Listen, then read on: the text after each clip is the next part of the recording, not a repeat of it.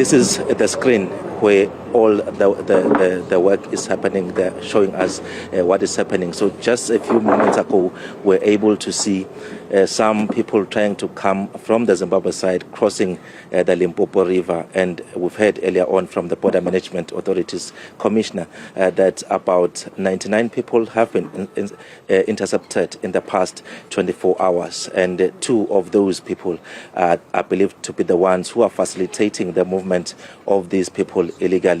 I'm not sure if you can see, but we can see there that there's a bit of movement of some of these people actually that are being monitored by drone.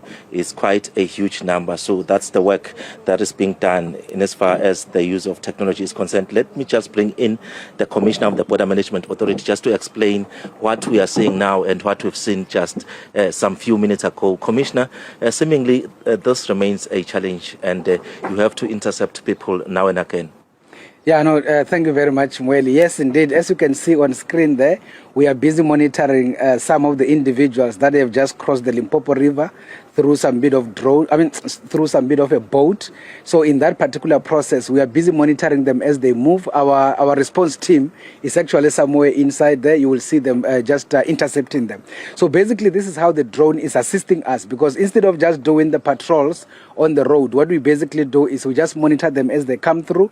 Immediately after they exit the banks of the river and they exit from what we call the no man's land, and they ultimately enter our territory, that is the point where we are going to do the interception. As you have seen, as you have said, Mweli, yesterday we were able to intercept around 99 individuals in the same process, and out of those 99 we had 2 that we call the facilitators, and those are the ones that when we intercept we do not deport, but we ultimately get them arrested. So this is how the drones are helping us in terms of monitoring the movement. So these people are not even aware that we are monitoring them, and they think that they are now in, but effectively they are going to be intercepted, brought into the port, and we are going to process them for deportation. So which means that this is a serious problem. But in terms of collaboration, our neighbors, that is Zimbabwe, your counterparts that side, are they also part of this operation, or it's just you, this side, working on this? Yeah, you see, the issue of illegal migration, well, we had already indicated that unfortunately we are more on our own, and maybe just to indicate that we are effectively to do this work. Our neighborhood are not helping on illegal migration. I think that one is an open reality, and on that particular basis, you will be aware that on their side, they don't even do much of operations to try and stop their people from crossing the borderline. So if you can see there in the bushes physically, I don't know if your camera chief can also show, that is where our response team is sitting. Do you see it up there? Yeah, but actually not necessarily on the screen, but up there, that's where we have them. They are actually waiting for them. As soon as they approach that particular environment, that is where they are going to hit on them, and then they will bring them to the port, and we are going to then process them for deportation. As we are monitoring them, we are able to see somebody who is in the front, who is doing the facilitation, and those are the ones that we are not going to deport, but those are the ones that we are going to make sure that they get arrested and take them to Musina police station.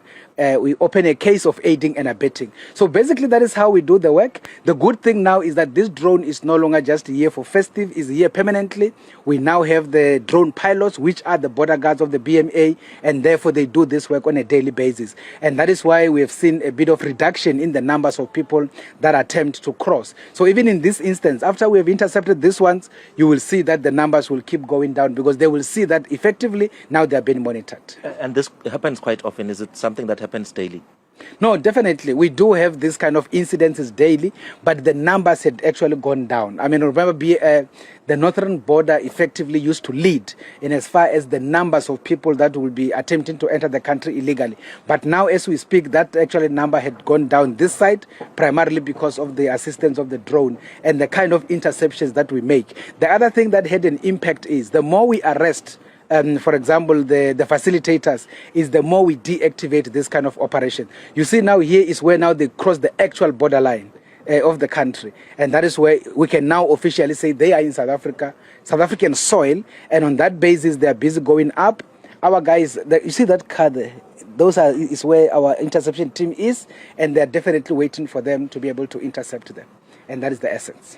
All right, thank you, Dr. Masiapato, there for explaining. Unfortunately, our camera can't go to the real location where the people are at the present moment, but that's what we have seen, the use of technology actually helping those officials that are working here at the Bait Bridge border post to be able to pick up those people who are trying to cross from that other side of Zimbabwe into South Africa.